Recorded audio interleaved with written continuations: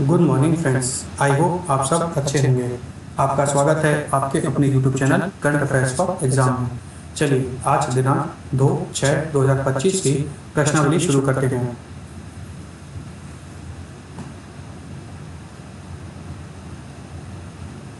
निम्नलिखित में से किसे कनाडा इंडिया फाउंडेशन द्वारा global Indian of the year पुरस्कार से सम्मानित किया गया है?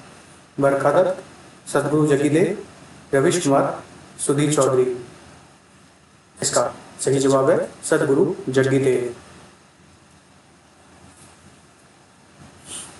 सदगुरु जग्गीदेव को कनाडा इंडिया फाउंडेशन द्वारा global India of the year पुरस्कार से सम्मानित किया गया है।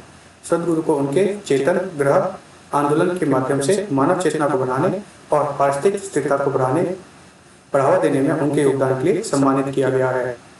चलिए अगले प्रश्न पर आते हैं। निम्नलिखित में से कौन आईपीएल में 300 छक्के लगाने वाला पहला भारतीय बल्लेबाज बन गया है? विराट कोहली, रविंद्र जडेजा, महेंद्र सिंह धोनी, रोहित शर्मा। इसका सही जवाब है रोहित शर्मा। रोहित शर्मा आईपीएल में 300 छक्के लगाने वाले पहले भारतीय बल्लेबाज बन गए हैं। चलिए अगले प्रश्न पर आते हैं। टाल वन्यजीव अभ्यारण्य निम्नलिखित में से किस राज्य में स्थित है? जम्मू और कश्मीर, पंजाब, हरियाणा, राजस्थान। इसका सही जवाब है जम्मू और कश्मीर। टाल वन्यजीव अभ्यारण्य जम्मू और कश्मीर में स्थित है। हाल ही में केंद्र ने आधिकारिक तौर पर टाल वन्यजीव अभ्यारण्य के आसपास के क्षेत्र को इको सेंसिटिव जोन घोषित किया है। चलिए अगले प्रश्न पर आते हैं। सीडीएस निम्नलिखित में से किस देश की में शांग्री-ला डायलॉग 2025 में भाग लेंगे? Malaysia, Indonesia, Singapore, Vietnam. इसका सही जवाब है सिंगापुर।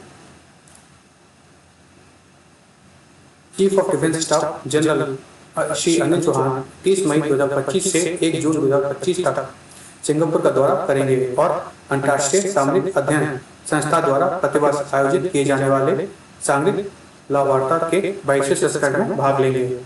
शांग्री-ला डायलॉग एशिया का प्रमुख रक्षा और सुरक्षा शिखर सम्मेलन है जो दुनिया भर के रक्षा मंत्री, सैन्य प्रमुखों, नीति निर्माताओं और रणनीतिक विशेषज्ञों को एक साथ लाता है। चलिए अगले प्रश्न पर आते हैं। विकलांग व्यक्तियों को सशक्त बनाने के लिए कृत्रिम बुद्धिमत्ता पर राष्ट्रीय सम्मेलन निम्नलिखित में से किस स्थान पर आयोजित किया गया था? हैदराबाद, बेंगलुरु, पुणे, चेन्नई। इसका सही जवाब है बेंगलुरु। विकलांग व्यक्तियों को सशक्त बनाने के लिए कृत्रिम बुद्धिमत्ता पर राष्ट्रीय सम्मेलन बेंगलुरु में आयोजित किया गया। इस सम्मेलन में अग्रणी विशेषज्ञ, सरकारी अधिकारी, प्रौद्योगिकीवादी और अधिवक्ता एकत्रित हुए तथा उन्होंने दिखाया कि किस प्रकार एआई विकलांग व्यक्तियों के लिए सुलभता और अवसरों को बढ़ा रहा है। चलिए अगले प्रश्न पर आते हैं। हाल ही में निम्नलिखित में से किस स्थान पर 34 डिजिटल न्यायालयों का उद्घाटन किया गया?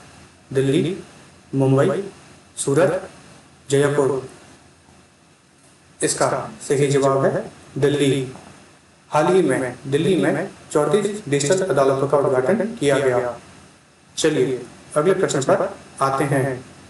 निम्नलिखित में से किसने संचार मित्र योजना शुरू की है?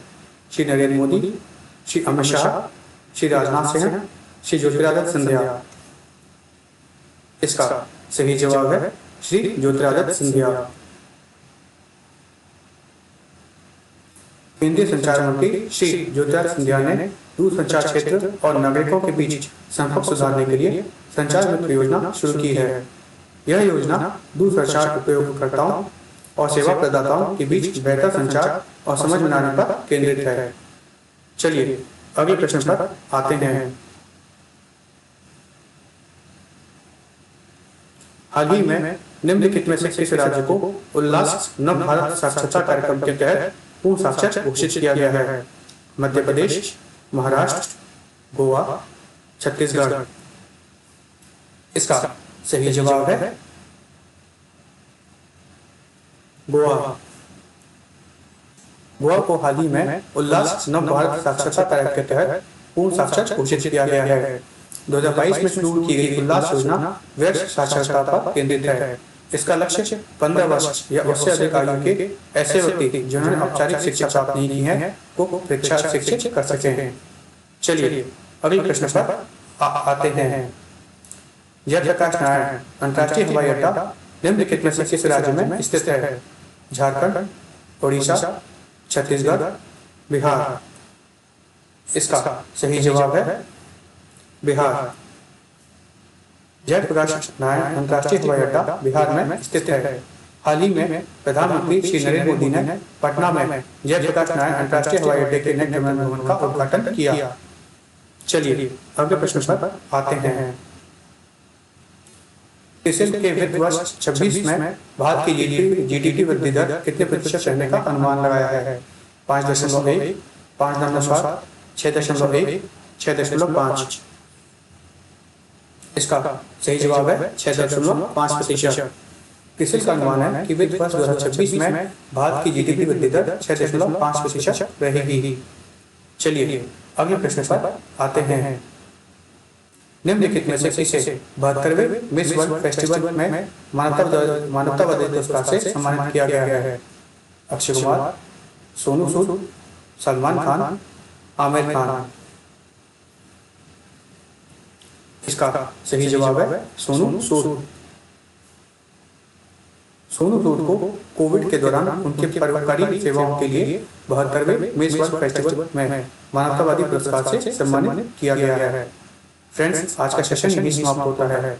आपको हमारा सेशन कैसा लगा कमेंट करके बताइएगा तथा लाइक एवं सब्सक्राइब अवश्य कीजिएगा। धन्यवाद।